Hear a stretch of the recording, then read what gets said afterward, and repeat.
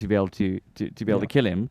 But it just felt like that wasn't a priority for them. Yeah, make space for Adam Stam, but and the one big fight that they had that would have like really set them up went against them. So it was like, okay, now it's a 10-minute period of recollecting ourselves.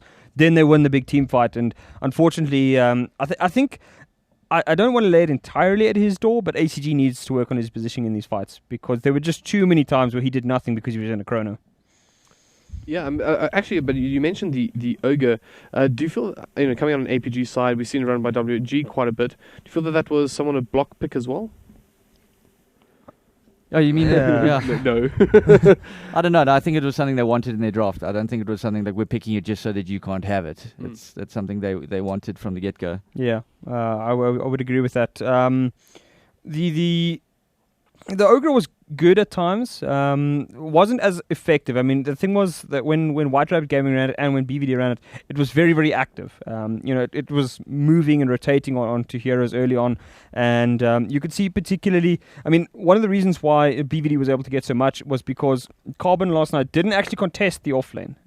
They just basically allowed Donnie and I think it was Odu to just go absolutely ham on them, which is like, okay, guys, you're actually giving a lot of money to a hero that you don't want to get early blink daggers or early methods of initiation. Yeah. And Donnie just went wild on them on the axe after that, and it really just set up the game. Whereas this game, O'Malley, while he did find farm, like the blink dagger coming up wasn't like he got the blink dagger at the same time as the Slaughter. The Slaughter, and the Slaughter constantly initiated like a millisecond after the axe did and got his stun off before the axe could get the call, and that just ended up changing the game. Doms, again, we've said, give him an AoE stunner or give him a skill shot hero. A skill shot as such with an AoE hero at a critical point in the game, and he's going to deliver.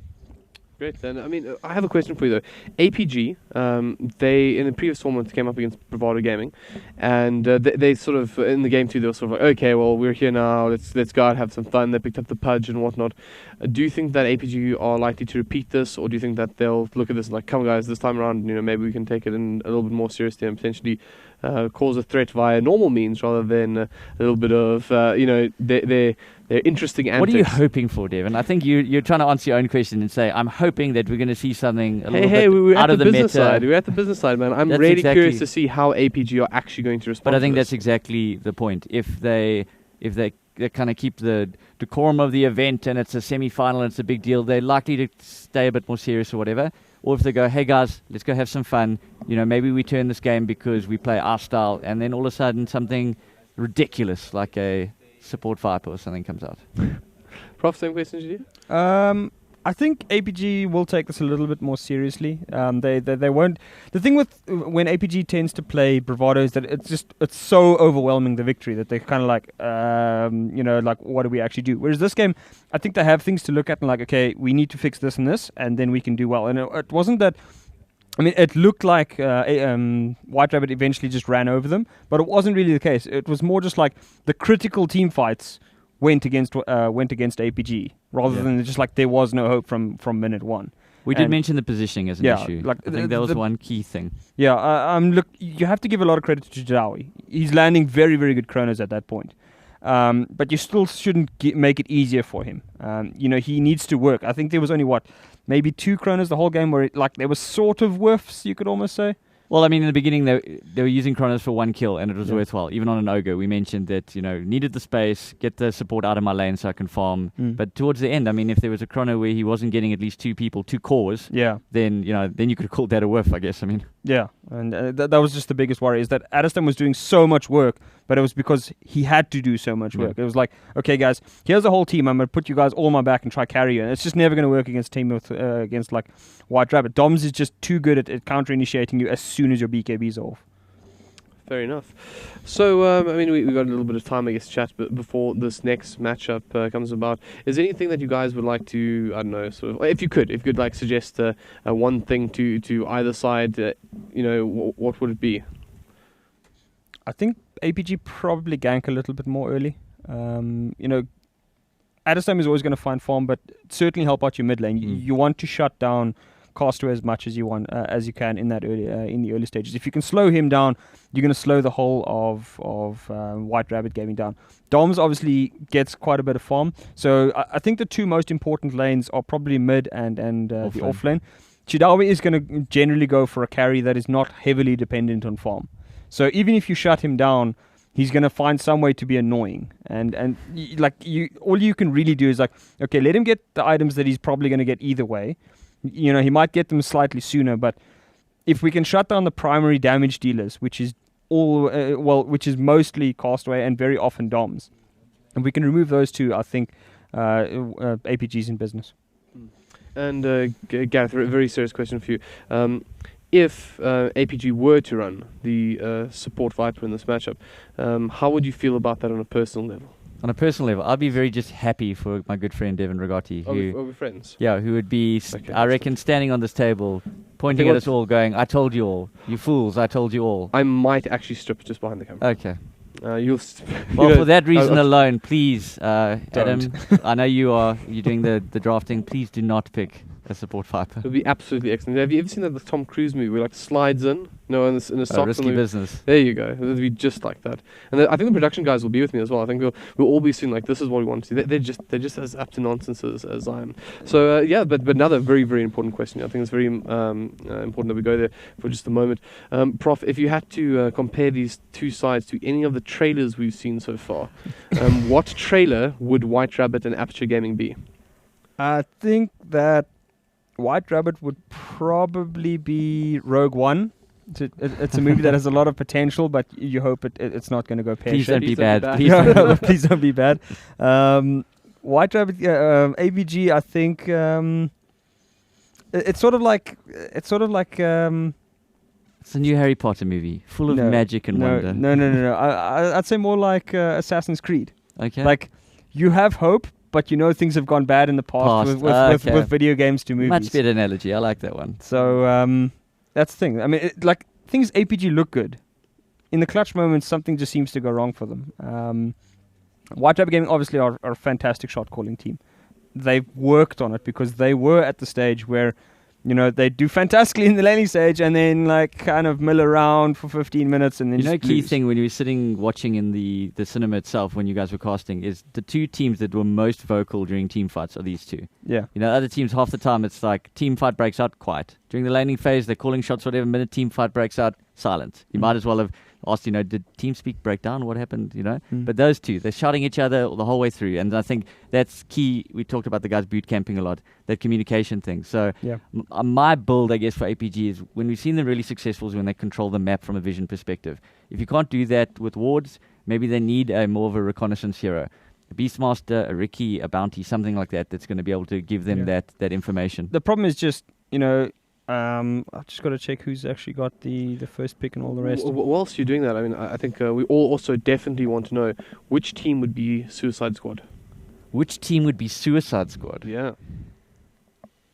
Were you hoping when we were giving our movie analogies that was going to be one of the answers? Is that why? Not really. I was kind of expecting something to be like from White Rabbit Gaming to be a little bit more like the Jack Reacher kind of one. Because you need somebody to take on Bravado, who I think it's fair to say, or don't breathe. Okay. So you need somebody who's going to have he's ready to battle, right? The whole of Bravado or just Odu? Basically Odu, and I think the rest of the side are, there aren't any other horror movies out there, but is there a loved one? Or maybe we could just, spice it up. They haven't been playing it because I think they know that the stream would not be appreciating too many rom-coms. There's that Collide or whatever it is. Oh. That's got a bit of... I missed that one. I just want to just check quickly. But yeah, you're not getting out of this one. Pick a team. Oh, I'm not getting out of it. Suicide Squad? Who would be Suicide Squad? A ragtag bunch of misfits who, I don't know. I would go with the WRG guys then. Really? If I have to pick out of those three. Yeah. I was actually going to say flip side. Yeah, I was about to say, if I could pick, I thought I had to pick out of the teams that were left. Yeah. Yeah, no, I would have picked either flip side or the DC guys. It's a bunch of guys who come together, different pasts and whatever. And let's make this work. Definitely flip side for me. That's sort of like the stories I've heard. They're a debaucherous bunch, actually. Naughty guys. You shouldn't be saying this on the stream. Oh, I mean, great gentlemen who are refined and make sure when they do tip you when you have a beer with them or whatnot, they always make sure to make eye contact during cheers. That's very important, guys. If you're not doing it, please make sure you do so from now on. But for now, I'll once again take my tomfoolery elsewhere and leave in the capable hands of Propsy and Lord Rochford as Game 2 between WOG and APG here at the semi-finals. Take it away, boys. Cheerio. Thank you very much. Thanks very much. Cool. So once again, WOG showing off their little Battle Cup champion trophies. I believe, wasn't there another one last night? Or? It ended last night, I think. They probably still have theirs from last week. Okay, was that the ones from last week? They haven't managed to get another one. Yeah, I just want to quickly just change the sound setting here as we take off. There we go. So we don't have that eyesore of a mic. That's not working. And but anyway, so what do we expect to see here? White Rabbit Gaming again going to ban out the Timbersaw, which ACG played. How do you think APG reacts in this instance? So I mentioned APG. When they played the strongest has been when they've prioritized Vision Heroes. So I would hope to see that they manage to push through that Beastmaster or the Ricky or the Bounty to try and get through. They play those heroes particularly strongly. Otherwise, to help old Devon get through, I hope that we see something fun. Maybe it's Felix Pudge. I know that Adam did say that that's not happening again. That was not going to happen. So I don't know who to trust. Devon's premonitions or Adam's actual word on an interview. I mean, Adam is an ex-BVD player, not for the Dota squad, but a member of BVD. And their teams tend to have a little bit of a, how could you say it, very much a troll outlook on life. It's a rare BVD player that doesn't like to have a little. To be honest, I think there's just too much respect for the opponents. Yeah. And that's why you're seeing that as a first round ban for Sven to get banned is very rare. No, I mean, the thing was, Adam was just annihilating the team when he could get hold. And it's not that he had to play Sven in that game. He could have quite easily transitioned. Had a Juggernaut, for example, would have done the same job. Probably would have farmed a bit faster, but obviously wouldn't have had the lockdown. Yeah. But I mean, that's a huge respect ban to be able to ban the Sven. But in the same way, respect bans. That is obviously the Dom's Darkseer getting banned out. Yeah, definitely. So now, White Rabbit Gaming does have the option on the Invoker, but. The other thing that did get through is the Santo Ricky, and that was what I was going to just say now. What is more important to White Rabbit Gaming, the Santo Ricky or the Castaway Invoker? So they have actually decided it is going to be the smallest hero in Dota, and that is quite an annoying thing to deal with. Is he smaller than Io? Well, Io is, as far as I know, Io is just like an effect. It doesn't actually have a hero. Yeah, there's no actual hero to Io. Okay, fair enough. So he gets vetoed out of that. Yeah. Comparison. Look, I think having chatted to the guys from White Rabbit before, it's a case of like, if you're going to give us the Castaway Invoker, we're going to take it, but we don't want to feel like we're reliant on it. That's the only hero we can play. Yeah. So they let Ricky through they didn't let Ricky through last time. This time they did, and they're seizing that opportunity immediately. Yeah, that definitely seems to be the case here.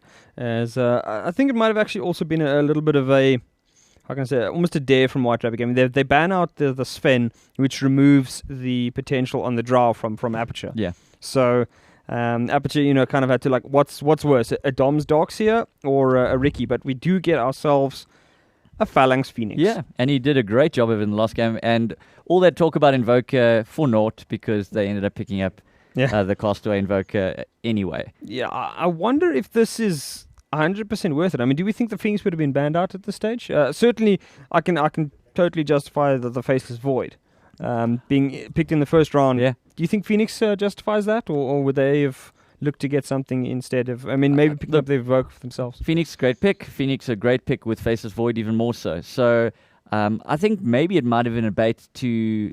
They just assumed that Invoker would have been first picked, and instead it was the Ricky. So it might have been the case to go, look, we think we're going to pick an Invoker and we might have won Ricky ourselves. Yeah. But that being said, they did pick up the Faceless Void Phoenix combo almost instantaneously. So it feels like the way the draft's going is as expected for APG. They felt that this was going to happen. And that sometimes the risk a team plays when they always first pick a hero is you kind of go, look, we know what you're going to pick first. We don't mind banning it or letting it through. So you've almost kind of given up our ability to be able to pick our first 2 heroes. We know what we're going to want because you're going to pick Invoker first one. Yeah. My biggest concern here with giving White Rabbit the Ricky is that in particular Phalanx is going to have to look at his positioning in these fights, and there's not even a question that they have to have vision, because Santo is going to drop the cloud, and if he drops the cloud onto the Phoenix while before the Phoenix can get off the dive, either the dive or the Sunray or the egg. I mean, Phoenix does nothing in this fight. Yeah. And Santo is going to be more than happy to just wreck the rest of the back line. So Phoenix has a very, very good or a very hard job to do this game, to both avoid the Ricky in team fights and get a good egg as well. So yeah. It is an incredibly difficult situation. Well, I mean, besides the fact that Ricky's particularly strong against Faceless Void in the chrono, if he's not picked out within that chrono, being able to Faceless Void unlikely to pick up an MKB. Early anyway. Yeah. So that is a definite instance, and also the Manta style is not going to save you from the silence. No. So Ricky could scupper your plans for initiation very, very early on here. Second set of bans are going to be the Death Prophet and Witch Doctor from the side of White Rabbit Gaming. Shadow Demon and Life Stealer are going to be removed by Aperture. So the Life Stealer just to protect whoever's in the chrono. I would assume just getting rid of that option. And the Marana comes out for Aperture Gaming. Now we have seen a lot of core Maranas. Do we think this is an ACG mid, or is it O'Malley offlane? Because Faceless Void traditionally run by Aperture as an Adderstam hero. So do we think that this is the Marana here an offlaner, or do we think she's a little bit more farm heavy this one? Who's likely to play that?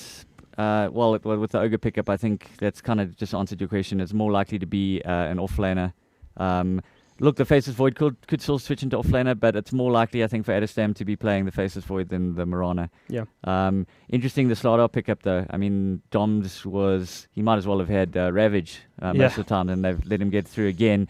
And, I mean, a great counter, of course, to the Marana ulti. Well, at least being able to spot out 1 or 2 heroes before that ulti goes off. Yeah, and the thing is, again, the Faceless Void chrono either has to get Doms in it, or it has to be that he can't blink close towards it. So a very, very important job, I think, for the Faceless Void this game to get Chronospheres, whereas last game it was almost like Chidawi could almost mess up a Chronosphere because he also had Doms jumping in to help him. Do you think that Ogre pickup is kind of a block pick?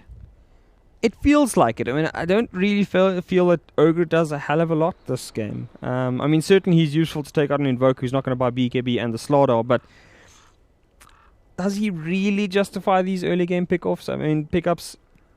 I don't really know. He obviously does have the recent buff to his what is that stupid skill called? The Bloodlust. I mean, they reduced the mana cost on it, so that might help Faceless Void. He doesn't necessarily need to buy a couple of attack speed items. But it's still, I just don't think that the Ogre justifies the pickup right now. Cool. So last picks. I mean, we've got our bans coming up with the Wraith King. With the ban on the Wraith King, they feel that obviously it's the carry. It's old Chidawi's pick that's missing at for the last. It feels like they're going to need. They've got heroes that can make space and get pickoffs. So it either needs to be a hero who's going to join them on that. That kind of Juggernaut is going to kind of farm up quickly and get some pickoffs, or it needs to be something seriously late. Yeah, we have often seen actually Juggernaut banned there by themselves. Yeah, I mean the thing is the side of Aperture has run ACG on a mid lane Juggernaut before, so that is a possibility. Well, there you go, Morphling. Okay, very late. Shawi is going to pull out his Morphling. It's only the second time I've seen him run his Morphling, and the last time they did it, they actually had a Timbersaw in the mid lane. So I think Morphling's going to have a little bit more work to do this game in the hands of Chidawi. But we've seen this is the third Morphling we've seen this tournament. The first one? Yeah, I mean, we saw the Morphling last night. That was absolutely disgusting. I struggled to keep my lunch down, to be honest, after watching that. But there, the difference is Morphling was last pick with very little to lock it down. Here, I mean, we've got Ogre Magi, we've got Marana, we've got the Faceless Void ulti. I mean, they've got a lot that can keep that Morphling. They don't really have a silence, though, and that is the one thing that Morphling doesn't enjoy. Yeah. So what does Aperture Gaming go for here? Do you think maybe a potential pickup on something like perhaps a Storm Spirit or... Phantom. Okay, PL. So there's Cool, another equally thing. as late. I mean, once he gets Diffusal, that certainly helps against the Morphling because, once you're on a mana, then there's no more strength adaptation. But Another hero vulnerable to silences, which is what White Rabbit Gaming does have in decent amounts. well, we're going to see the PL go mid. We saw it yesterday. It does survive fairly well against Invoker. Invoker struggling a bit to shut down that evasive target. Yeah. And Adestam, sorry, we were incorrect. Adestam is going to play the farming Mirana. So likely to see an early Aghanim Scepter.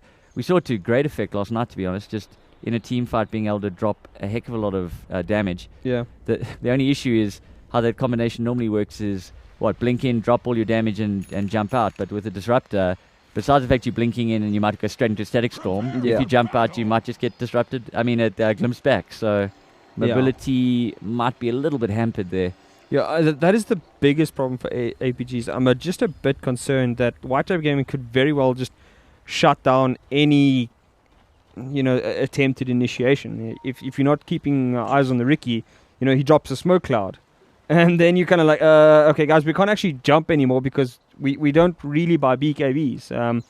I mean, none of the APG heroes really want to buy a BKB early. Mirana wants to get up her damage. PL, I mean, he could reasonably get one, but he relies a lot more on misdirection than anything else. So this APG lineup could be in a bit of a problem if White Rabbit Gaming is on point with, in particular, the Disruptor ulti and the Ricky Smoke Cloud. And Schlinks is, interestingly enough, actually White Rabbit Gaming swapping things up here. So just to do a quick introduction here for White Rabbit Gaming, we have Schlinks on the Ricky. We then have Doms, he's going to be running the Slardar, and down below, Chidawi picking up the Morphling, Castaway on that signature Invoker, and Santo running the Disruptor for this game. Cool. We've got Adestam on that farming Mirana. We've got the Phoenix played by Phalanx, the alliterative one. ACG playing that, what's going to be a mid PL. Certainly going to catch a lot of harass from that Ricky who'll be roaming around. And we've got O'Malley on that Faceless Void. And then finally, wrapping it up, we've got Bob Yules on that Ogre Santo, or Santo Magi, as they were saying. Santo Magi. It does kind of feel like that with the amount of Bob Yules obviously has a Santo God in his name, so I think he's a confirmed Santo fanboy. And not a bad player to fanboy, if you think about it. Anyway, Schlinks is going to be doing the traditional Santo role, wandering around, being an annoying little rat, as he currently shadows the Phoenix on his way to the top lane. Now, this is a defensive tri lane here from Aperture Gaming, just looking to secure the Mirana's farm. Mirana, a little bit more prone to being harassed out of lane than the Sven, obviously. And certainly with the support Doms will be a little bit happier, but not the kind of heroes that Schlinks will be looking for. He'll definitely be attempting to make as much as he can of the ACG mid lane. PL O'Malley also, I mean, he could reasonably move down there, but I think they want a little bit more stuns and lockdown before they jump on O'Malley in the mid lane. Looking in the mid, actually, I see there, Schlinks, I was about to say, he's going to try and swap out the sentry wards. He knows that he'd been catching creeper harass, so he knew that they could see him, and walking with a couple of sentries of his own and quickly trading yours for mine.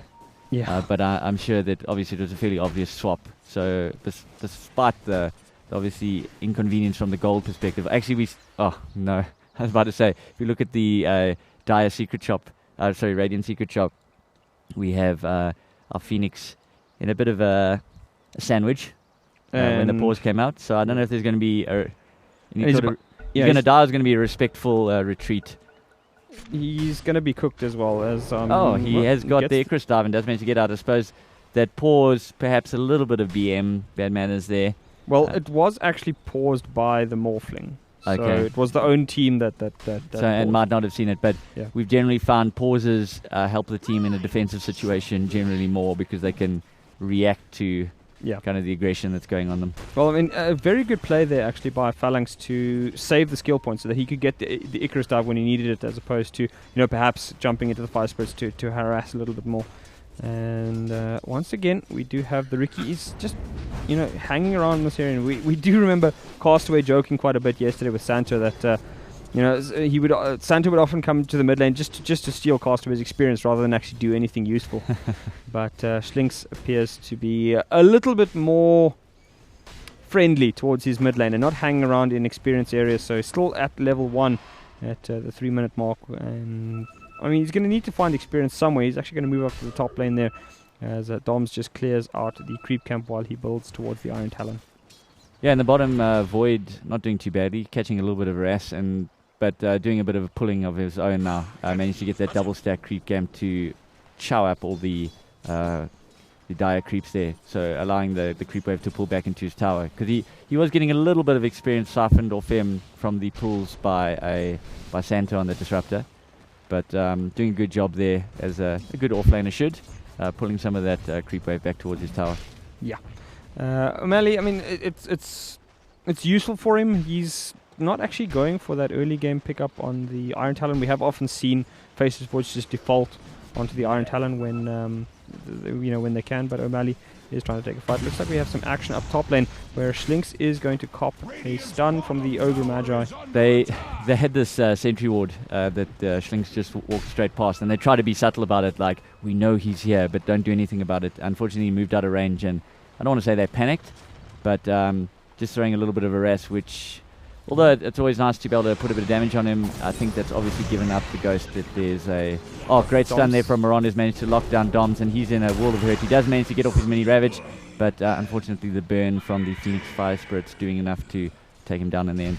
Yeah, well, actually not even the Phoenix Fire Spirit, it's just the Icarus dive. Oh, still only at level 1, yeah. So, well played in the end anyway, as Phalanx picks up the first kill on his Phoenix there. O'Malley getting quite a bit out of this off lane, to be fair, as he is currently, almost 3 times the farm of the Slaughter. And he's alone. Slaughter has had a rotation here and there just to help him out a bit, as O'Malley now gets aggressive onto Java, doing ridiculous amounts of damage actually to that Morphling.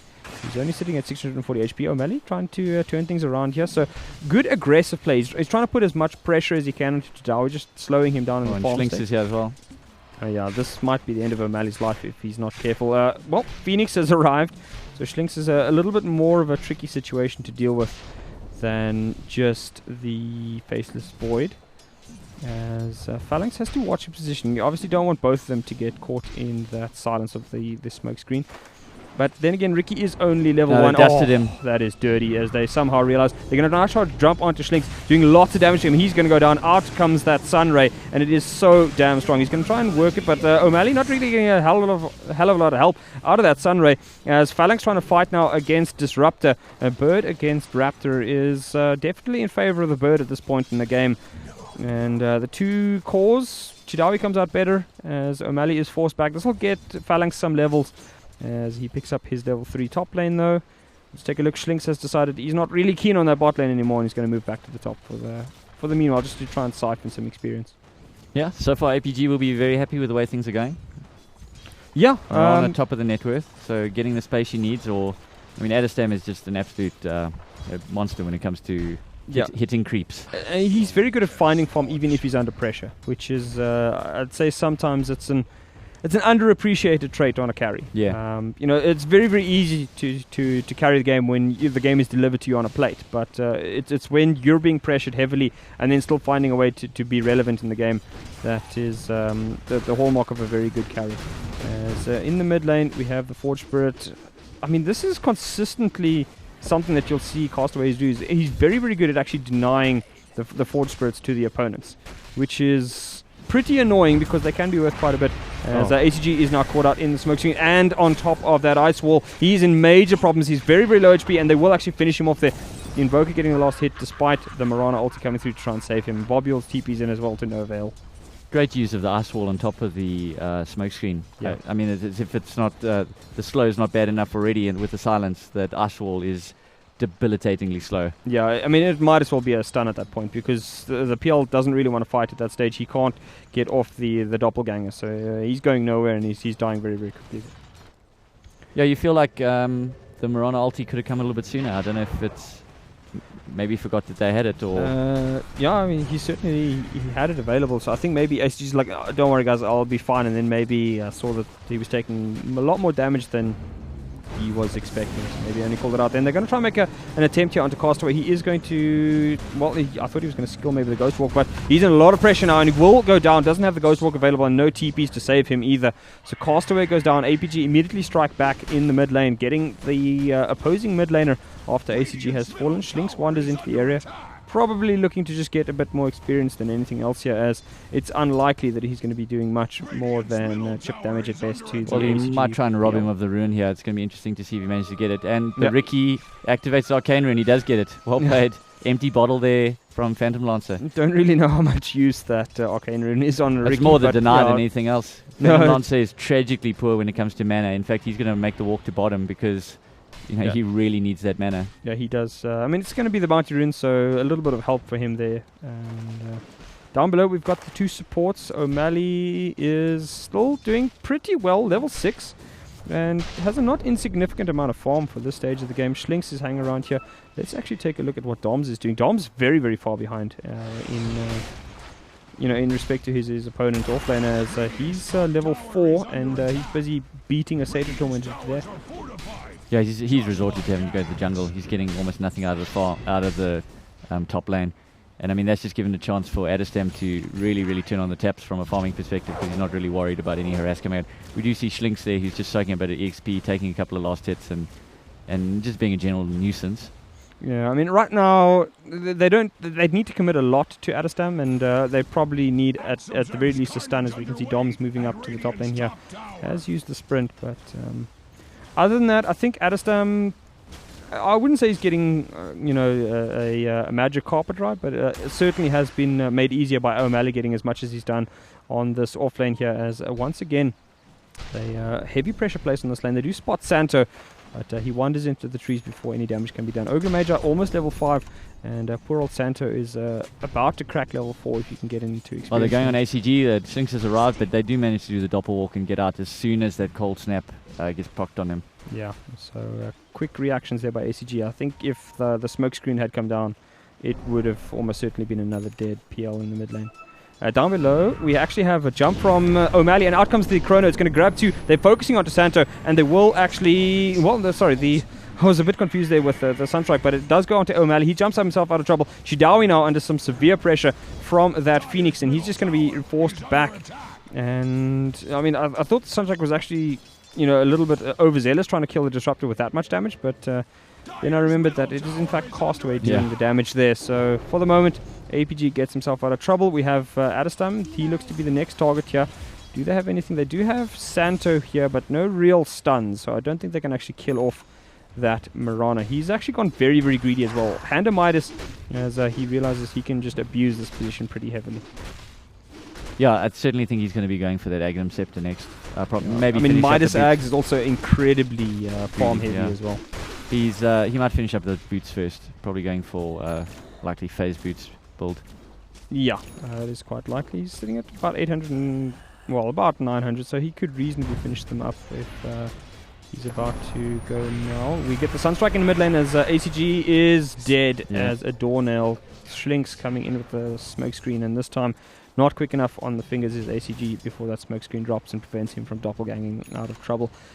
Valanx also does complete the TP, but once again, no avail, as he's unable to really make anything happen. We've actually got Adderstam down now on the bot lane. They have spotted him out with this ward, but he was hitting creeps before that, so they certainly are aware of it. Schlinks is rotating here into the jungle as well. They spotted out the Mirana is obviously trying to pull this creep camp.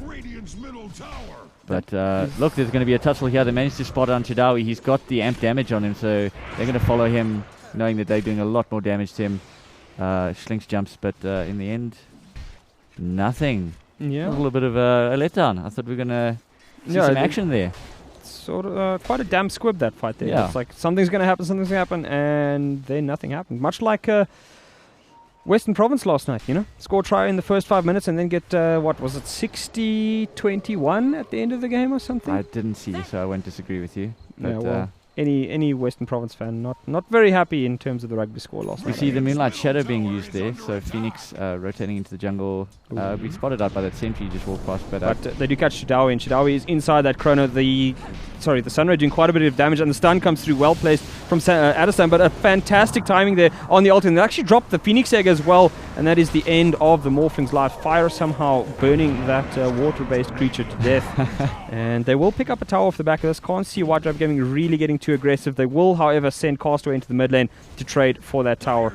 He's going to need a couple of Forge Spirits, but not going to swap to them, so just looking for a bit of chip damage as Schlinks and Doms arrive down below to save the building. So these are the guard dogs, and APG not too keen on tangling with them at the moment. yeah, I mean, he got dusted up there, used tricks of the trade to just buy himself a little bit of time, but in the end, I suppose he'll be quite happy that he halted that attack on the tower. Yeah, definitely very, very happy. I mean, losing a tower at that stage, particularly because Morphling is so farm dependent, it would have been a bit troubling to lose that, just a bit of extra safety there. Arrow going in there from Addistan, but if anyone knows how to spot and throw Marana arrows, it's old Doms. It's Doms. So Addistan actually very, very low on mana. He is, in fact, building towards the flat Ags. Yeah, So I mean, he's got that point booster, and now it's super greed. and 1,000 gold already, so I mean, he's 2 pieces away really from that Aghanims, and then that really sees his farm accelerate. Yeah, super, super greed there. As Castaway also obviously has the Agaceptor and has gone for the Drums of Endurance. ACG chilling in the mid lane. Not really a hell of a lot of damage that he can do right now. He can certainly slow Castaway down, but apart from that, it's a lot of just harass is what he can provide at the moment. Siege creep will go down. And tower on the mid lane fairly low. We've got a lot of White Drive Gaming heroes here, so if ACG doesn't know what's happening, he certainly will soon. He does have the Phoenix in response, and Addistan has also arrived. So that an arrow? Yeah, he did throw the arrow. He did throw an arrow, hit the Forge Spirit. Oh, a little bit unlucky. Pings come out, they do spot Schlinks, or they suspect that Schlinks will be in that sort of area. Oh, in the top lane, we see the Glimpse come in, and it ends up getting the... it was the Void who was taking the tower that instantly put under the static storm and glimpsed back. Yep. We've seen it in a previous game where we saw Kunkka and a Disruptor being really, really good counters to the Void. Yeah, I mean, the thing about the Disruptor is because he doesn't have a long cooldown on the static storm, is that in the early stages, it's I mean, it's like, oh, we have one hero, just drop the static storm plus the kinetic field, and that easy kill. As they do actually spot out Doms now. The stun comes through from the Ogre, but that Sunray is just eating that fish alive. So they are going to have cooked fish for dinner. Some INJ, I think, is on the menu for the side of APG tonight. I thought you said fish. Well, it's officially fish. The box says INJ is fish. Fair enough. Yeah, allegedly fish on from INJ. But cool. Addistan I mean, last time we saw he had 1,000 gold. He's bought an item and he's nearing 1,000 gold again. So this outrageous Scepter is a mere minute away, I reckon. I mean, things he's actually rotated off the safe lane, so he's playing, I mean, pretty aggressively all by himself at the moment.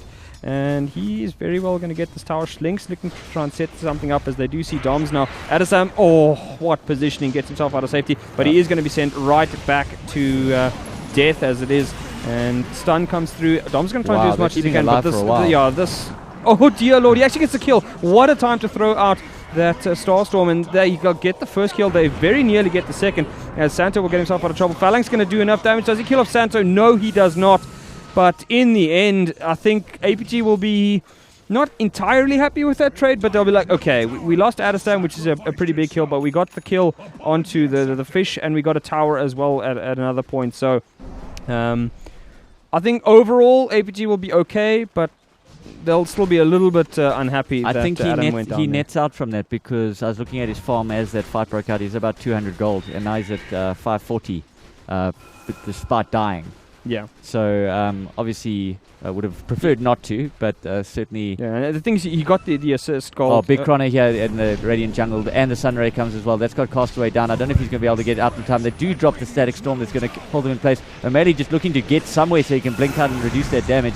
So good job there by Santo. They also have the Slithering Crush. It's all these AoE tip spells on top of each other, and then finally Castaway was the one who you thought was definitely going to go down. Whips out a double kill. Yeah, that was pretty crazy. As White Drive Gaming loses none. APG get 3 in the benches. As Adderstam and ACG, the only remaining members of the APG squad right now. But yeah, just great play by White Drive Gaming. They just seem to appear out of nowhere. They, at the start of the fight it looked like it was a 3-on-2, and then all of a sudden the whole of White Drive Gaming appears out of the bushes. And ACG under the cover or under the vision of Schlinks and a ward, but not a hell of a lot that they can do to actually stop ACG right now. Yeah, he'll be looking to farm up those his diff blade next, I reckon. I mean, he's picked up the Vanguard to try and tank up a little bit. Arana completes Agnum Scepter at 17 minutes. So I think a bit slower than he would have liked, obviously, given the kill. And also he was diverted, I guess, by the head of Midas as well, and having to move off lane to give a bit of space to the Void. Yeah, but I mean, the thing is, the hand of Midas is going to accelerate now. Be worth it over time. It's not that it's just a complete waste. I mean, even by now, he will have almost made the money back on that hand of Midas, depending on what time he got it exactly. So he's working pretty well here, still farming, and his farm is going to accelerate very, very quickly. So it's a way of actually staying ahead of White Rabbit Gaming the whole time, which is what you really want to do. Yeah. The Morphling at this point in time, he's third on the net worth chart, but ideally you would have liked to have him just a little bit further along. He's actually gone for the Dragon Lance just for the primary, I think, the stats more than the range actually. And it's not bad. I mean, for the stats gain that you get out of it, it's actually pretty ridiculously good. Yeah, I mean, we've said before, it's pretty much the stats of... I see there was a kill there by Castaway Invoker, picking up the... picking up Bobules on the Ogre Santo, and unfortunately missing out on what exactly happened there. But he's picked up those Trav boots, so he's going to be looking to be a bit of a worldwide menace, jumping around, pushing towers with those forged spirits, and then heading back into fights. The fishing arrow does just fly between two members of White Rabbit Gaming. They have the replicate in the mid lane, so in theory they could try and jump onto Phalanx, but he disappears over the hills right before they can get into range to set that up. TP's to the top lane, where he's going to try and slow things down here. And Castaway also not really all that keen to take the fight. And we have Schlinks once again on the scouting mission. He's not doing too badly this game, Schlinks. Certainly not as effective as we've seen Santa has been in the past, but I mean, it's not like he's been playing badly. No, 100%. He's still been providing that vision that is required. Perhaps not picking up as many kills, but certainly it was a nuisance mid, and that stopped the PL from getting online as fast as he could have. He set up at least 2 PL kills in the mid lane, which I think is decent enough. And HCG is actually currently sitting on the bot lane there. He's gone for that Vanguard first, just to tank up a bit, I think, before he really goes for the damage.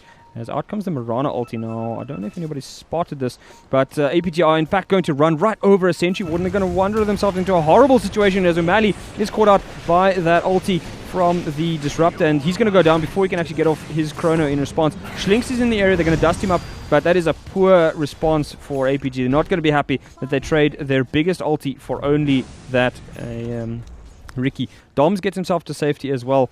And APG will be quite upset that they spent the Mirana ulti and only got a call for a support trade. The other factor that one doesn't often mention is that Ricky might not be getting the kills, or he might be setting up kills, but what he does is he makes the opposing team's support very poor. Yes. I mean, they've had to spend a lot of money in sentries. Yeah, the economic game is very, very important when a Ricky is on the field, particularly, as you said, with the supports. You slow them down so heavily, because they have to constantly be buying sentries and dust and, perhaps a gem and all the rest. O'Malley TP's down to the bot lane as he's looking for something, and, well, we were saying at 17 minutes, Adderstam, picked up his Ags. He's already got the Blink Dagger coming in, so they really are looking for as much burst damage as they can here. Yeah, so essentially a 4-minute Blink Dagger farmed up. And, so. I mean, the one thing that I should point out is that even with all this farm, Invoker has just actually beaten Adderstam in the net worth graph. Look, he did pick up his Midas around about the same timing, and I think the difference is he's been picking up kills and being involved. I mean, O'Malley, he's dead. He picked up that double kill mid when it looked like he was going down. He picked up that kill that we missed up top, and now he's picked up another one. He's on a mega kill streak, so he's got a little bit of bounty on his head as well. So they'll certainly, the guys from APG will be wanting to get him on the bench. He's picked up his Aghanim Scepter, which is certainly going to make that a bit harder. Yeah, that is very much true.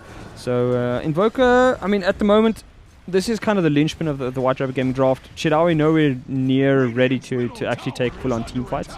So a lot of it is going to be in Castaway's hands for the next, say, 8 minutes or so, until about the 30-minute mark when the Morphling can start farming. He's actually going to try and fight here in mid lane as ACG tried to actually... He's inverse? No, he's going to get caught out, yes, he does die. Tried to doppelganger to the high ground, not quite working out for him. As looks like he's got enough money for that Lincoln Sphere if he wants to pick it up now, unless he's deciding to get a bit more aggressive and pick up that Eagle Song and go... Something? Yeah, he's sending the courier to the secret shop, so almost certainly... That ultimate orb for the Lincoln Sphere. Oh, we'll see now. And it is ultimate orb time. So yeah, Lincoln Sphere indeed, and it's going to go back to the base to complete the recipe as well. I mean, in retrospect, Adderstam is not looking too shabby at the moment. Obviously, that kill wasn't really the best. He's going to blink ahead and just clear up the creep. Jeez, it's so quick that he can just kill that off. He's going to go for the boots of travel. So a bit more split push, a bit more fighting, and this deep ward giving a lot of vision to the White Rabbit Gaming side, and it's actually spotted a smoke. That is dirty. Yeah. That is absolutely dirty. So we do have Santo. He's hanging around in this area, and wait, did he cancel a smoke? Yeah, I think he cancelled O'Malley's smoke there. Oh, dear Lord, Santo, you dirty bugger. What's going to be scary as well is they're using the Ricky. I see there on the bottom lane, Morphling has used the Ricky as a his replicate. Yeah, replicate. And that does go invisible as well. So later on, he can just morph immediately to that and surprise with the shotgun. Yeah. The Void gets a kill in... destroys the tower in the mid lane. You could actually see APG figuring that was the real Ricky. And spending quite a bit on the kill there. They do deward that high ground there from APG as ACG and Phalanx hang around here now. They've got Barbules in support, but all of this has actually been spotted by Schlinks. So he knows what's in the area. He's going to tell his team, back off. We don't want to fight here. Let them do what they can. As up top lane, we've actually got O'Malley. He's going to try and fight up, but once again, Santo says no. And that is just the end of O'Malley's life. Drops that I think it almost feels as though the Static Storm has been exclusively used to kill off. It feels like it's been a single target stun the way it's been used. Yeah, I mean, and most of them are going on to O'Malley as well. He's got 5 deaths, but it just feels like 4 of those deaths have been to a Static Storm combo that he just kind of sits there and goes like, oh well. Yeah, I'm just going to stand here and die. I'll clean my keyboard and wait for the respawn here. Not a whole lot that he can do. Big item there being picked up by the PL with the diffusal blade. Yep. That's certainly going to put the hurt on a lot of these supports that are very mana dependent. Yeah, Schlinks once again just spotting out the ulti usage from the Mirana as ACG runs very, very nearby. But this is what Ricky does. He just provides invaluable scouting. And he's going to be seeing Adderstam clearing up these camps. Pings come out. So yeah, Schlinks is just seeing all kinds of movement now. As O'Malley looking to make something happen here, but it just doesn't seem to be. I mean, like right now, it just feels like APG can never get a fight. They're looking for a fight. Yeah, you can see O'Malley's like, okay, I'm ready to drop the chrono. But this is like, nope, you get silenced up, not gonna happen. Or, White Rabbit Gaming just disappears as a result of Ricky giving such great vision. Well, I think they've had enough now because I just see Phoenix has picked up a bit of jewelry, so the Gem of True Sight is now on the map. Yeah. And, I mean, that's going to help the economic game a little bit in terms of not having to buy dust and wards. But it does kind of up the ante in terms of the risk factor. You lose that. A fight, you think a Ricky provides a lot of vision. Imagine a Ricky with a gem. That takes out all your vision that you have anyway. Yeah, so that is... I mean, as you said, that is a difficult situation for APG. The risk reward is pretty great, but if something does go south, and Adderstam inches away. Sorry, not Adderstam, Phalanx inches away from giving up that new little piece of jewelry there. Okay, can you imagine if he had picked it up then? That being said, I see Disruptor's got a gem of his own. Yeah, so White Rabbit Gaming playing the game as well, and certainly not something that APG wants to see anytime soon. ACG, he's on the front lines here, as White Rabbit Gaming are in the area, not with anything that could really do a hell of a lot of damage. to that PL. And we do look like we're going to have a big fight here. Doms jumps in. He's actually going to catch out Phalanx. Phalanx is caught under the auspices of that Disruptor ulti, and he's probably going down, but a hell of a lot of damage is done to the... Well, never mind. Two gems on the deck. Yeah, both gems on the deck as the Ogre Magi picks up his. They're going to try and fight their way out of here. They do get a Phantom Lancer replicate, and that's going to take them quite a while to kill. But APG comes out better as the two supports and the offlaner for White Rabbit Gaming go down. Castaway nowhere to be seen. He is obviously able to provide Sunstrike from afar, but not a hell lot of that else. O'Malley is going to be a temporary ward for the Ogre Magi to come in. And Ogre Magi, well... Both gems, one for each head. Yeah. So, you know, it's got 6 eyes now, I guess. You don't want a jealousy between the heads there, tearing up the team. So yeah, it's mine. No, it's mine. Yeah, exactly. Certainly one of the more entertaining heroes to listen to in game is the Ogre Magi. And down below, Adestam continues to farm as quickly as he can. He's not gone for that Dragon Lance himself. Just a bit of tank, a little bit of extra damage as well. And certainly not insignificant amount of range for a hero that is already pretty decently ranged. As we see, let's take a look quickly at the difference team net worth. White Rabbit Gaming was opening up a pretty healthy lead, but that has been cut short. It's now. But you see how consistent that growth was. Yeah. From it was a pretty slow and steady growth on the net worth from APG, and then all of a sudden there was a team fight. I hesitate to think it was the one where the Invoker picked up the double kill, and they almost. I mean, I think they got 4 in the end or 3. Yeah. And that's kind of started this mountain range beginning, but yeah, definitely turned it around with that dual fight there. Yeah. It actually looked like it was the pick off on the Faceless Void along with the tower there. APG, once again, they have smoked up and have the ulti, so they know Schlinks is in the area. Oh, dear Lord, Schlinks. Your tricks are not working right now as APG immediately get the pick off and they're going to move straight into the rush, but they did see the replicate walk in and they're going to take that now. Now, does White Rabbit Gaming take this fight? It doesn't look to be the case. They would need an epic ulti, an epic crush from Slaughter along with a very, very good disruptor ulti. And it doesn't look like that's going to happen. Looks like they're showing some interest. I mean, we've got Chidawi there sitting. He didn't end up picking Boots of Travel since the last time we saw him. Well, the jump. Yeah, sorry, never mind. As Chidawi is caught out in the Chrono, there's a fight in the backplay, but Chidawi is the bigger kill here, and out comes the Disruptor. They're trying to kill off the Phoenix, which has been successful. Bob Yule's not as successful in that. And it's a 1-for-1 trade at the actually a 1-for-0 trade as ACG is now jumping onto Chidawi. Chidawi is running out of mana quickly as he tries to swap to the HP, and ACG is going to turn around. Chidawi jumps back across. They're going to finish off Bob Yules here, it looks like, as O'Malley's just looking to try and do some damage or any at all. ACG is now getting caught out. He's going to go down. A fantastic doppelganger there, but doesn't quite get him to safety as APG once again lose 3 heroes, and White Rabbit Gaming is going to take all of the hard work of APG and somehow get out of trouble. But again, fantastic movement in these team fights from White Rabbit Gaming. I mean, it looked like Chidawi was almost certainly dead as he's back in base. They did a great job of splitting the fight there. Yeah, fantastic job because APG are going to want everyone together, and they kind of split it up. The Void kind of went on the Chrono, and that almost made it.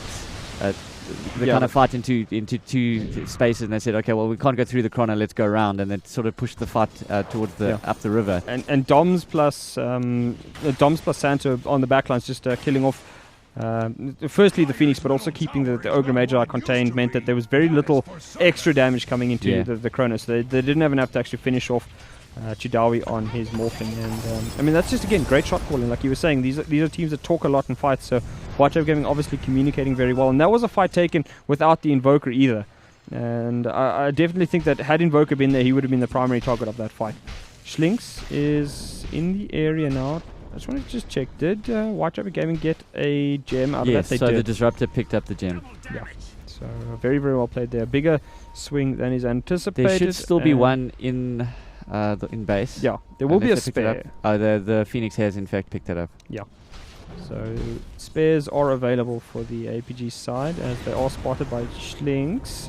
Do they spot him? Well, never mind. We got a Chrono out. It's going to be Castaway. This is a big kill if they do go for it. But Asam is caught in the back lines, and APG are kind of cut off from their hard carry. Doms jumps in as well. Castaway's got the BKB off, and they will get themselves the 2 supports for the White Rabbit Gaming side at the moment. Well, APG. Dom's running for the hills as well. He's trying to juke into the trees as quickly as he can, waiting out that blink dagger timing. Does he dodge the stun? No, he doesn't.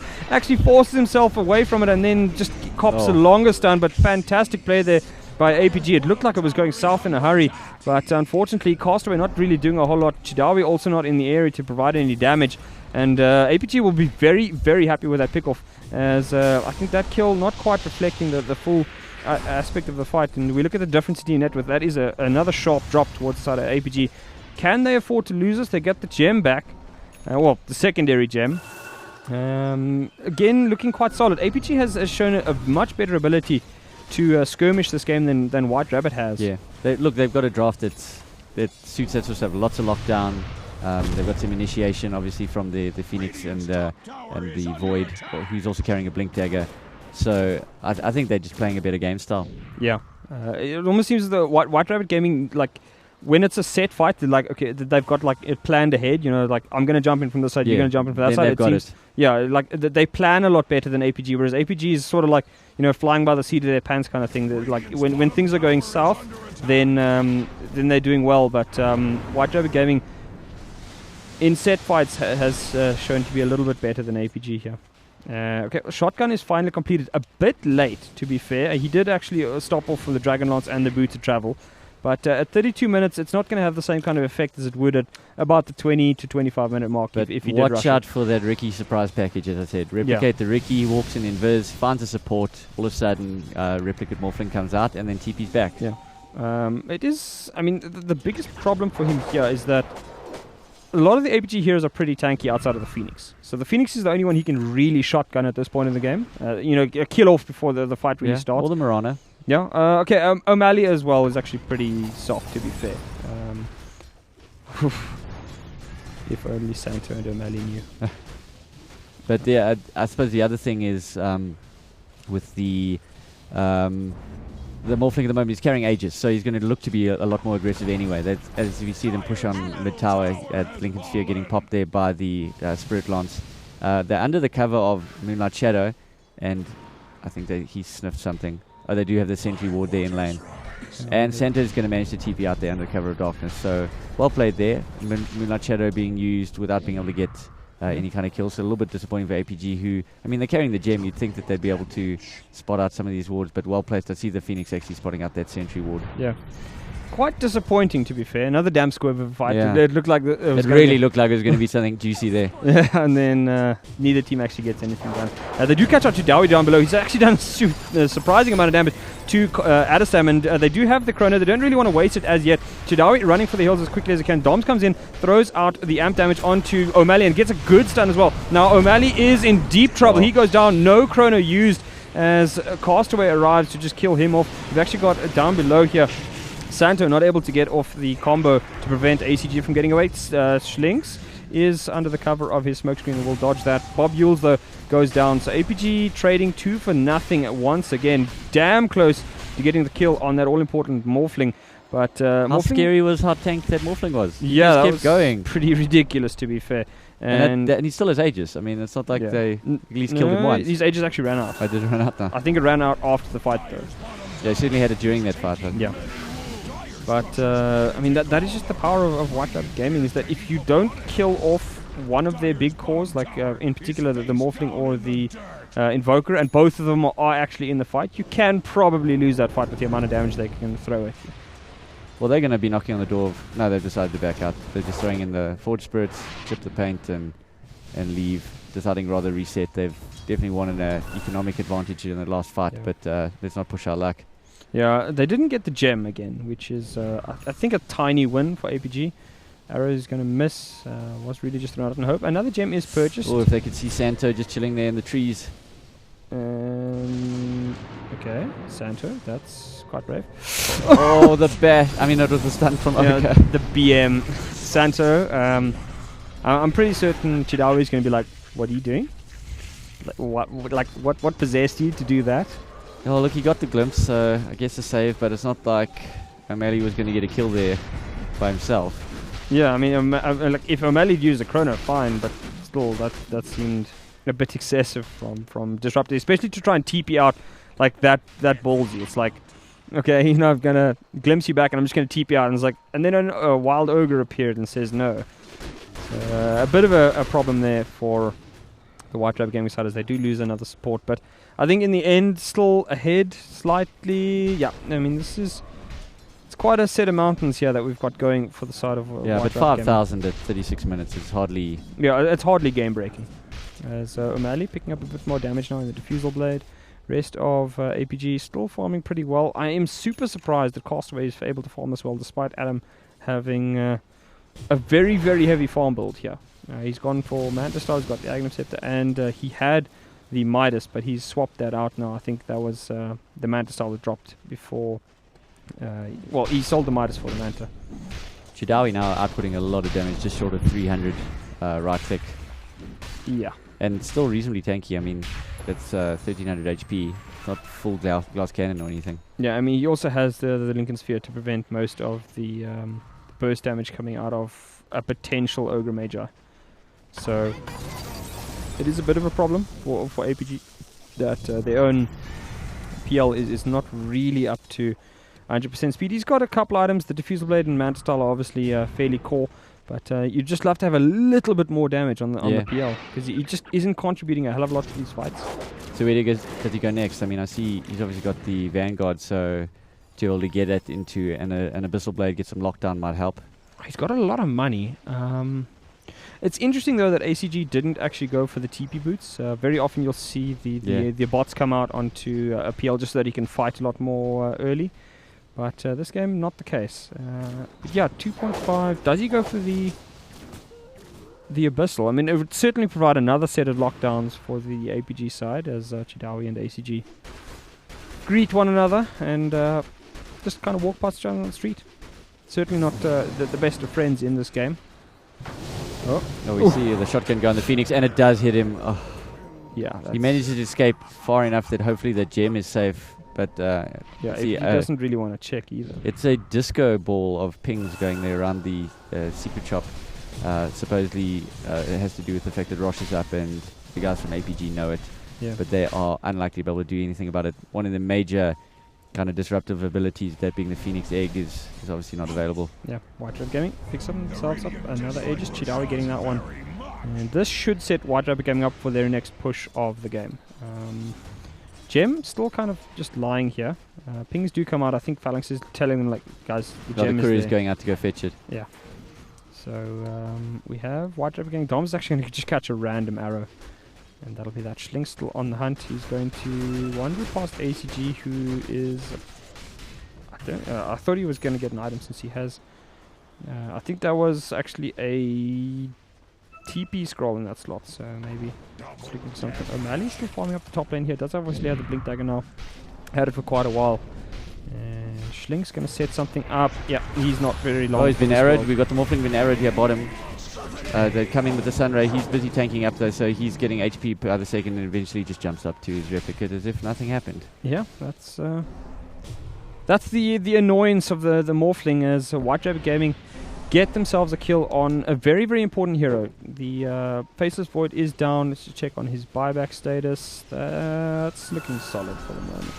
So switch back to net worth graph, and White Rabbit Gaming looking to start pressuring this top lane here. Bobules is going to throw out the fire and try and slow things down. Chidawi walks into here. He does obviously have that Aegis, so not really stressed about anything at the moment. And I'll just use the Forge Spirits. And this is the thing, you can clearly see the difference in positioning here with White Rabbit Gaming.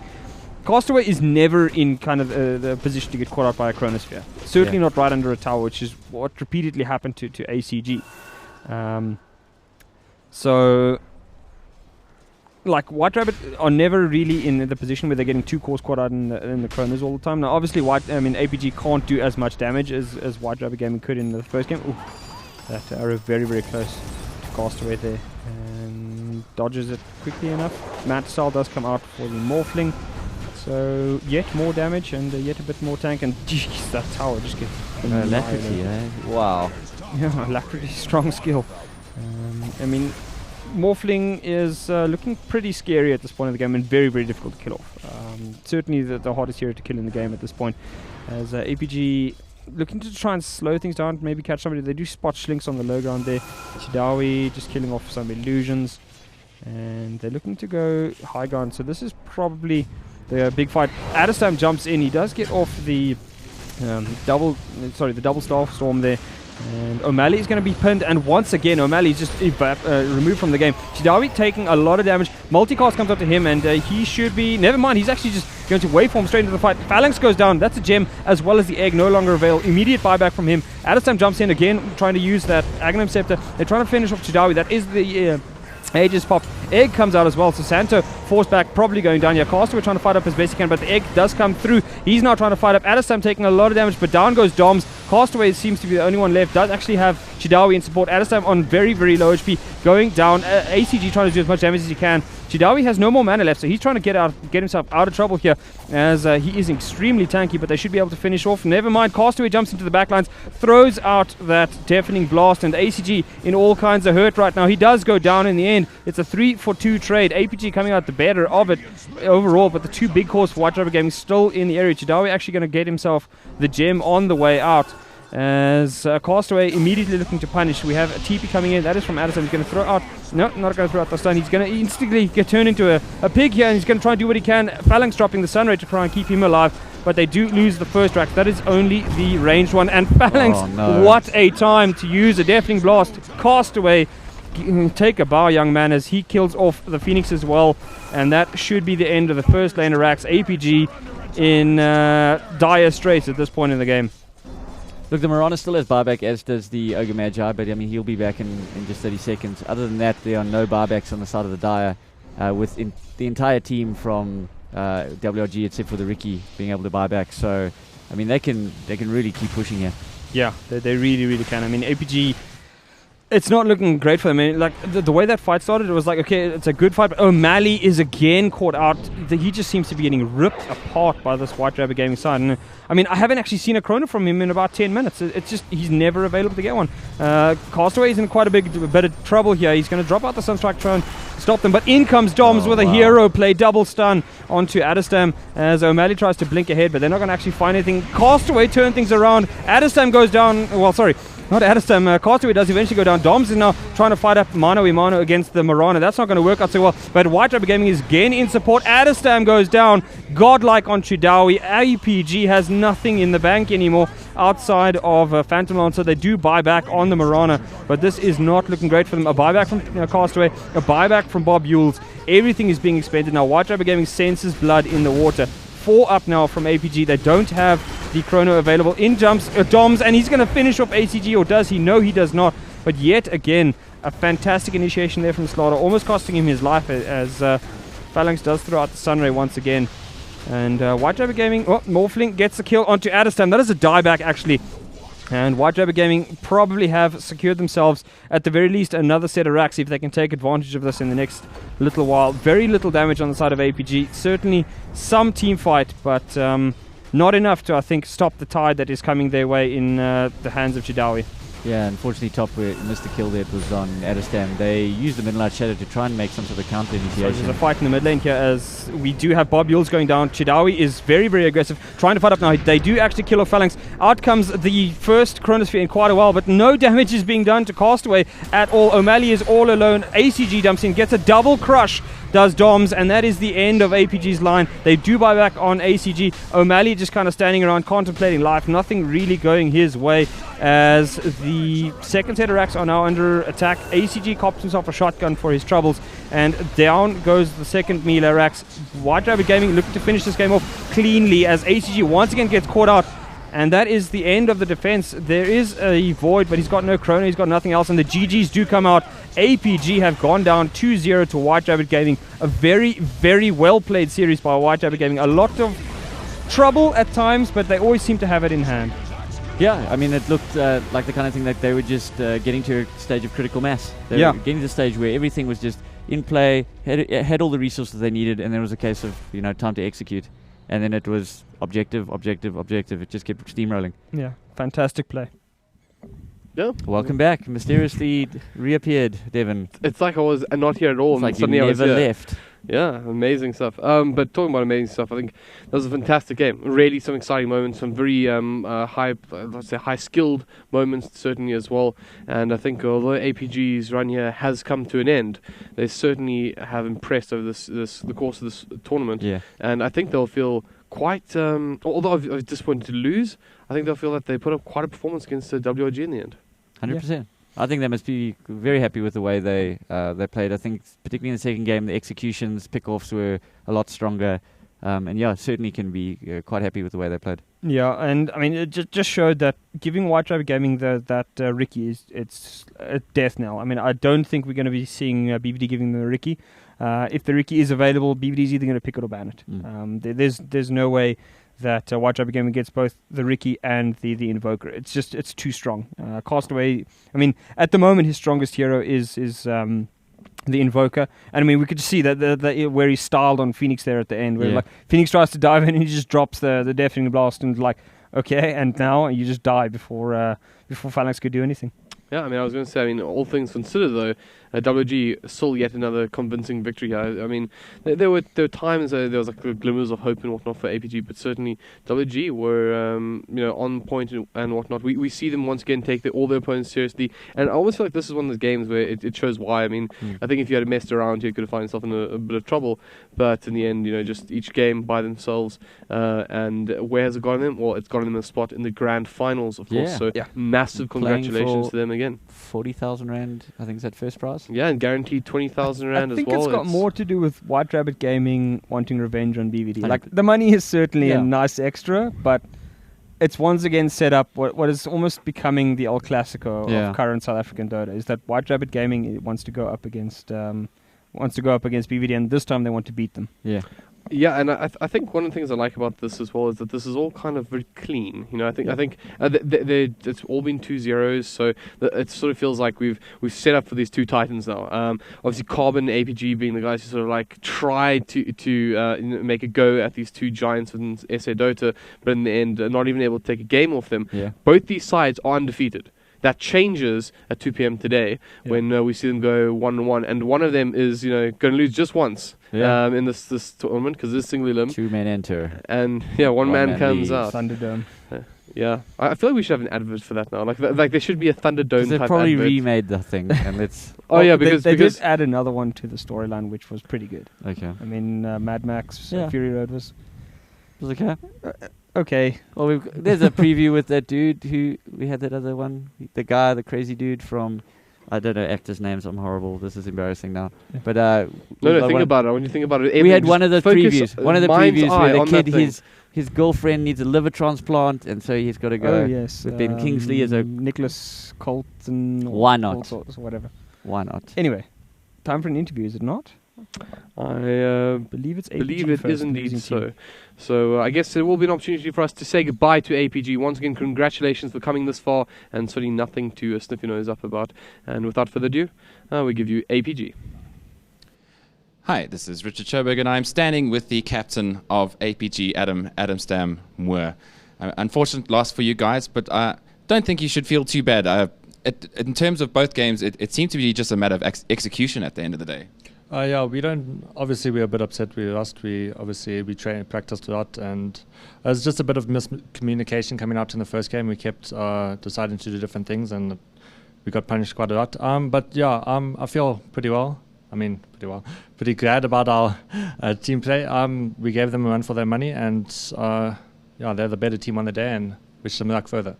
I mean, just going through to game one, you obviously got one of your favorite heroes, and by far your most picked hero in the DGL on the Sven.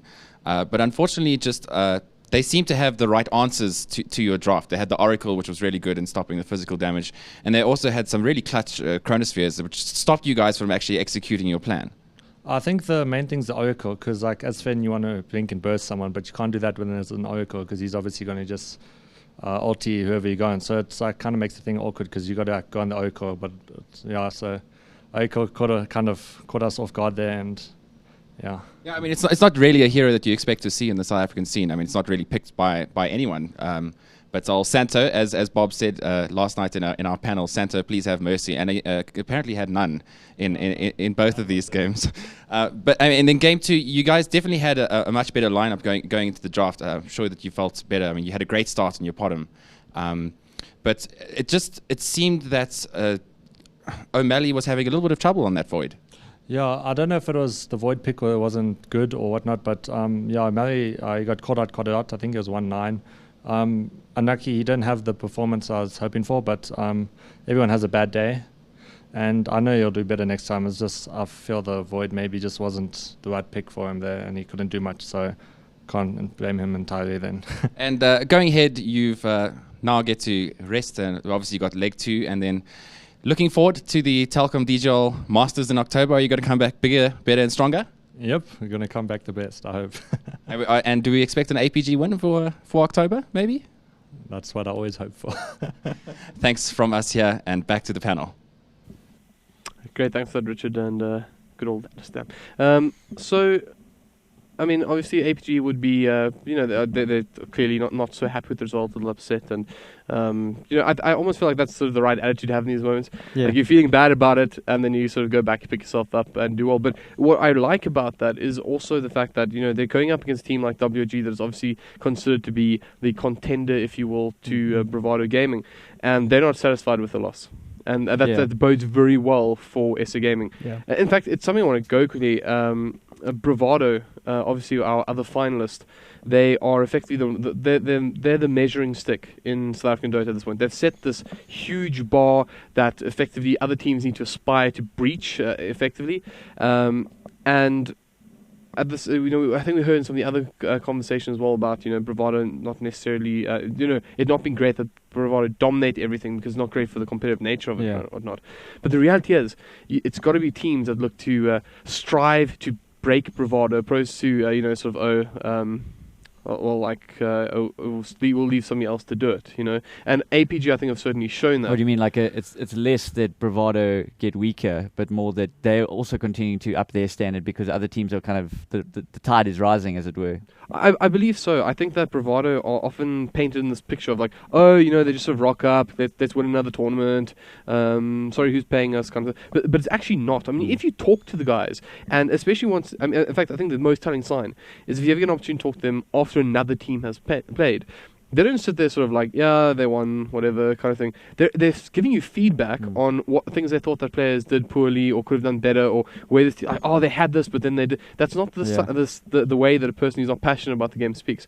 I really do think they get painted in an unfair light. Yeah, an unfairly arrogant way, yeah. And I think it's their results make them appear arrogant. Like, it's almost, if I won that much Dota, I'd be arrogant, but they're not. There's probably a little bit of confidence in there, but all the same, they're actually good guys. But what I'm liking is that WRG were the first team that I think really were like, no, we're coming from it. And I mean, I've spoken to WRG at so many tournaments where they're like, no, we're ready. This is the time. This is the time. And someone like Omnis, right, is that they didn't actually say anything to me about it this time.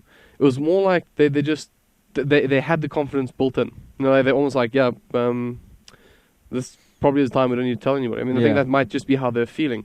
But, I mean, all the way back to the beginning of this tangent, what's great to see is that APG also seem to be another side now that's sort of going, no, this is not good enough. We want to be able to WG. Yeah. If they want to be able to beat WG, they also want to be able to beat Bravado. And I would say the same thing for Carbon as well. So there's 4 teams that are now on the forefront trying to break through. It's nice to hear teams say we can do it, and it doesn't feel like they're saying it to convince themselves. Yeah. You know what I mean? We can do it.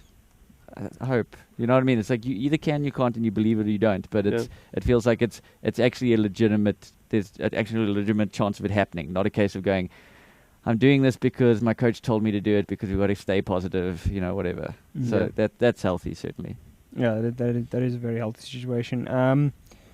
I think it's going to certainly be an interesting best of 3 this afternoon. White River Gaming often does have a couple of extra strats for BVD as well. Do you think they would have held anything back during this tournament? I think so. I think White River Gaming was grabbing they weren't going too far out of their comfort zone this series. Again, we saw the Chidawi Morphling, which is interesting. It's not a hero that we generally expect on him. As I've said, he tends to go for a little bit low economy carries. But the Morphling this game, I think, certainly he did have Castaway helping him, but there were a couple of very, very big plays there by Chidawi where, it was critical times when he got involved that turned the fight as it was for his side in White Rabbit. It's also a very interesting point because to me, Chidawi has almost always played carries that like to get involved early on. I mean, when I think back really some time ago, so 2014 time when they're still playing as just noob at the time, there was the likes of like these like xKore picks and whatnot on Shidawi even back then, where he was just this all-out aggressive machine. He was like always like interested in fighting early and whatnot, and it seems like he's almost at times now like you can't quite package him into one little spot. I mean, sometimes he goes for this really late game sort of. I don't think his morph was necessarily inactive by any means, but it is one of those heroes that effectively expect to spend a little more time farming on and whatnot. And then we see him play one position axes, which is like get Blink Dagger as quickly as humanly possible, and then time to fight. Which is I think bodes really well for Chidao. I mean, it's just showing the sort of range that he can play and whatnot. Yeah. Let's perhaps make that comparison though between him and the likes of Flares for Bravado Gaming. Do you have any I think thoughts about where he fits in? Both teams we've shared the stat a lot of they're teams that have a huge amount of hero pool, and I mean that goes across the board. And I think Carry would be no different. But I'm hearing now that we need to jump to an interview. So, well, let's go ahead and do just that. I believe we do have someone from WRG going to chat to us, I'm sure, about his prospects about the finals. Hi there. I'm standing with the captain of White Rabbit Gaming, Chidoe, Ryan Lancaster. Beautiful 2 games out of you guys. You must be happy with your performance this series. Yeah, of course. We planned for the games to go like this. We wanted a 2-0 to get the confidence of everyone up and all that. So we're pretty happy, yeah.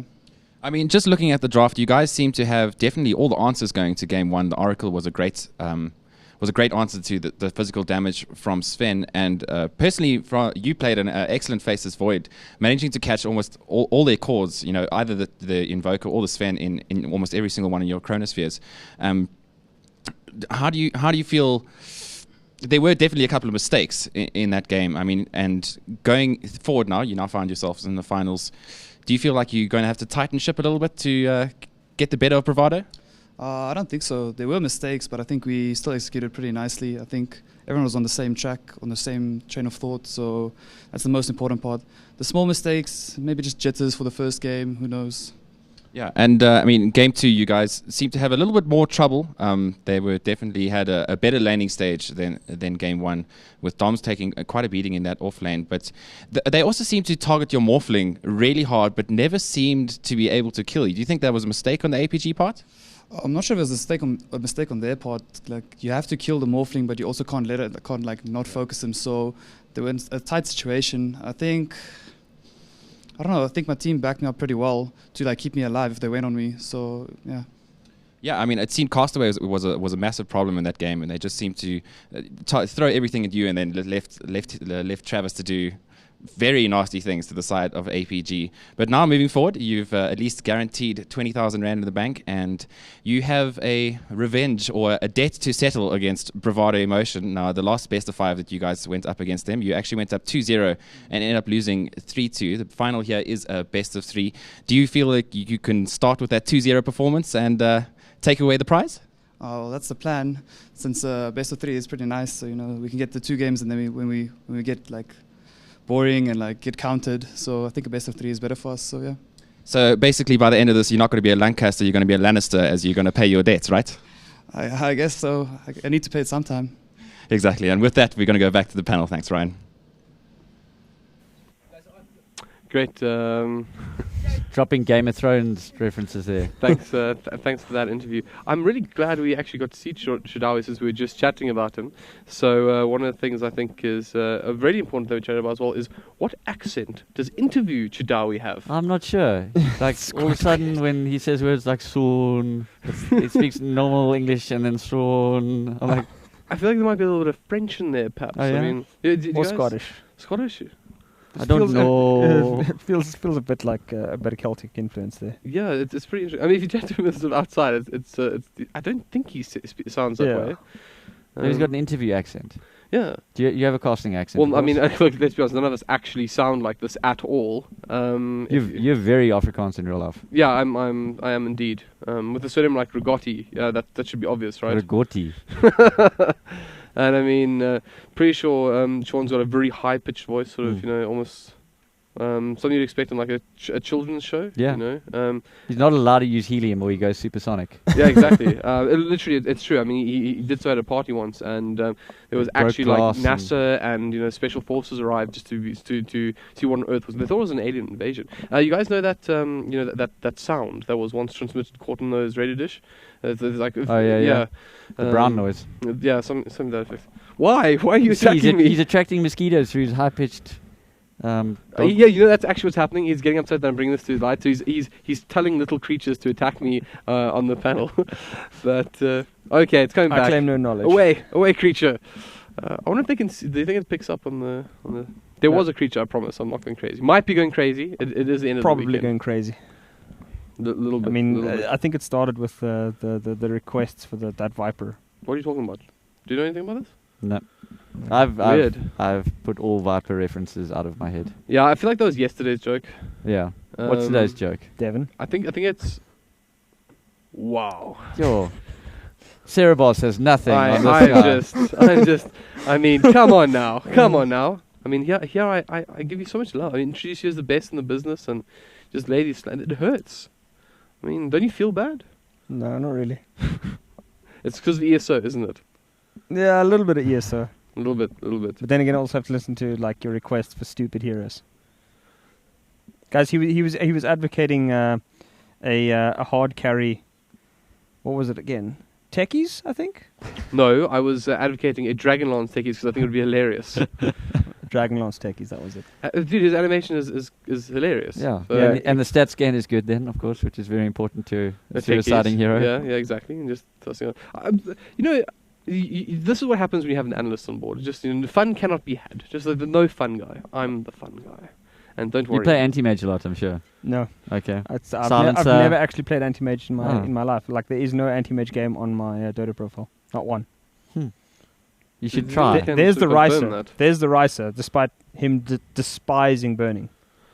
Like burning is not a great carry. No, let's just go there. All he does is Rice all game. Because the single most annoying thing on the planet, right? You guys watch Dumb and Dumber? They're sitting there like making the screeching noises. Yeah. They actually edited out what the actual most annoying sound in the world is, and it's Chinese Dota, best Dota, Chinese Dota, best Dota. And don't get me wrong, Chinese Dota is really, really good. But I must say, when people just like, this is how we'll do an analysis. I think like TI1 there. It's just, the slams are real, right? The slam other international casters here, which I just won't name, and therefore it's okay, right? But like, it's okay. You're friends with Ben. I am indeed friends with Ben, and I have a Wikipedia page. You should check it out. You should check it out. Unfortunately, specifically Prophecy. I mean, because you have some sort of Wikipedia page with all comedian stuff going on, right? Okay, why not? I haven't checked. I don't Google myself, Devin. He does have some. I didn't Google. He found it. I mean, he's just the biggest Hollywood fan here. But right. How does it feel not having your own Wikipedia page? Pretty fantastic, eh? Really? I feel like a normal person. I don't have to live up to this idealized image. You should check out his Wikipedia page. It's a lot of fun. You get to learn a lot about Hellbird and his my rugby playing history that apparently happened for a side called Udine in South Africa. We're forgetting about your ballet. Is hots casting? Yeah, your hots casting. At one stage, South Africa's premier hots caster. Guys, argument is won. You casted hots, so argument is invalid. Done. Actually, so I got to say though, before we rip into HOTS, that was actually an excellent tournament. I must say, it's a bit unfortunate that HOTS itself is not so excellent. It's a little bit of a Dota easy mode. No, you see, that's the thing. Production was like, please, we want to leave now. But I legitimately feel that this is the best possible way that you can get to the highest like echelons of Dota 2 on the planet, right? So you have never played the game before. You may be watching right now and thinking, how do I get into Dota? Well, the first thing you should do is go on to the Blizzard website and find out where you download Heroes of the Storm, because it's like the really, really simplified version of Dota, right? Yeah. I mean, you have no, you have skills, but you have no. And then switch language to Russian, because that's obviously like a starter kit for when you want to play Dota. Well, let's not go there. I mean, that's more the advanced stuff. So really, you just want to get the basics of a MOBA, right? And then when you're satisfied with understanding what a MOBA is effectively, right? And you've been practicing and you your last play sitting and denying. that's really easy, full of noobs. You're not going to get punished for things. The games are short and meaningless. Nobody cares the results, and of course the prize pools don't matter. Then of course you go and play League of Legends, and once you're done with the League of Legends, you can play the real game, which is Dota 2. And to all our LoL viewers Devin out there, throwing shade, get wrecked. everyone. But where do you go from Dota? Smite. Smart, okay, of course. Sure. The upper echelon. Actually, I'll have you know, Zenith, as it were. if you can get good at Dota 2 and you want a real challenge, Vainglory. Then you on your iPad. No, that's when you go Heroes of New Earth, man. Like you don't know Just what. go back. You're such a Dota hipster. You keep talking about like Dota 1. Oh, that's when the game was. Who's the one? No, I'm talking about a Dota hipster. You're just a Dota hipster. We're talking about like the good old days. I just have this thing. You just don't try to retcon my past, man. like this is why I hate the WoW movie so much. Oh yeah. Yeah. Doomham is a bit Anyway, the next game is the final. Yes. It starts at 2:00. It does. Apparently that's a thing. And yeah, but thanks for bringing that back on the Let's track. not forget what's happening in Cape Town. Yes, I think that's very exciting. This is the trust issues coming in again. I was going. Sorry I had to use violence to remind you. It was there. really sore. I mean, Yeah, do I you know. work out? Do you own a gym or something? Yeah, well, you know, the rumors are true. Right. Well, okay, back to the serious stuff, and I think, guys, I'll try to keep things a little bit more serious as we've gone, because we are, as it were, getting ready to really, recognize the two best in the country, in my opinion, as they play for some very high stakes, 40,000 rand. And of course, if you're not here in Johannesburg, you can actually check that out in Cape Town as well, at the Cavendish Square Mall and the Stoke Clinical Theatres. They'll be showing the event there. It's going to be an amazing experience. We have been fortunate enough to see what it looks like already, in the sense that we're here in a cinema in Johannesburg. Yeah, and it's going to be a kind of carbon copy of what's going on there. I mean, it's cinema, right? So Yeah. it can't be too different. So popcorn, cokes, and some fantastic Dota, some terrible panelists. Making out. Don't worry, yeah. I'll come back to help them out. Yes, I went there again. Should we vote on whether that was funny or not? I vote no. Yeah. I'm the people's champ. That's all that matters. I love you guys. So, but anyways, so yeah, back on track. Bad, Devin. Bad. Right. And of course, if you're in Johannesburg as well, I'm sure there's you can sort of wiggle your way in here as well. There's of course we're streaming live from the Stoke Clinical head offices, Prime Media Park in Johannesburg, Sandton. It's a fantastic event. There's all sorts of blue sweeties outside. Oh, they're all gone though. There were some blue suities left.